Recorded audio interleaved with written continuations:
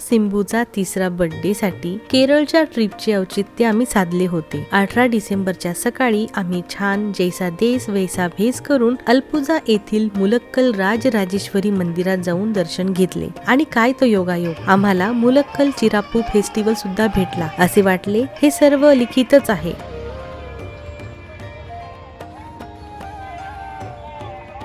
देवदर्शन झाल्यावर पुटपूजा केली आणि मग आम्ही भेटलो शिकाराच्या मालकाला म्हणजे अण्णाला आमचे नियोजन सांगितले आणि शिकारा बोट फायनल झाली। आम्ही छान तयार झालो आणि सिंबूला पण गोडस तयार केलं। तिच्यासाठी केक घेतला आणि 3:30 वाजता आम्ही शिकारा बोट मध्ये बसलो। आजूबाजूला फक्त शांत पाणी, नारळाची झाडं, पाण्याच्या काठावरची घरं जणू काही पाण्यावरच तरंगत आहेत असं वाटत होतं। खरंच एक वेगळीच दुनिया आहे जिथे वेळ हळू चालतो, पण त्या शांततेत एक छोटस वादळ होतं। आमच्या सिंबूला केक हवा होता आणि ती सतत हट्ट करत होती आणि आम्ही तिला समजवत होतो, निसर्ग दाखवत होतो।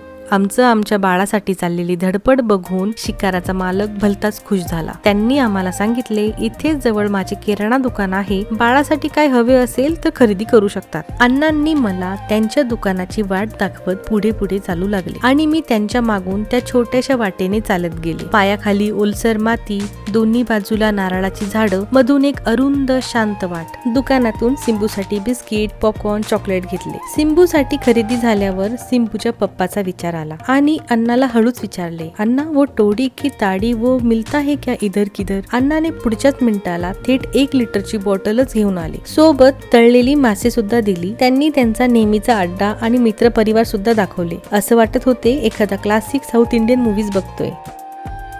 मग आला तो मोमेंट। सूर्य हळूहळू मावळत होता, आकाशात नारंगी गुलाबी रंग पसरले होते आणि त्या सुंदर सनसेट मध्ये आमच्या सिंबूने केक कट केला। तिच्या चेहऱ्यावरचा तो आनंद आणि आमच्या डोळ्यातील समाधान, हा क्षण खरंच खूप खास आहे। केक कटिंग झाल्यावर थोडा मूड अजूनच लाईट झाला। थोडा डान्स केला, सिंबू सोबत मस्ती केली।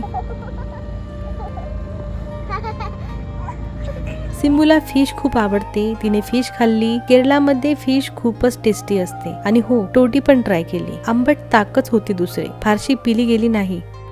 एक गोष्ट मात्र या प्रवासात खूप जाणवली, जसा प्रदेश बदलतो तसं सगळंच बदलत जाते। भाषा बदलते, लोक बदलतात आणि निसर्गही बदलत जातो। प्रत्येक ठिकाणचा निसर्ग वेगळा, त्याचा स्वभाव वेगळा। केरळचा हा शांत निसर्ग जणू सांगत होता, थोडं थांबा आणि हा क्षण जगा। कदाचित आपण ठिकाणं बदलतो, पण खरं तर निसर्ग आपल्याला बदलत असतो।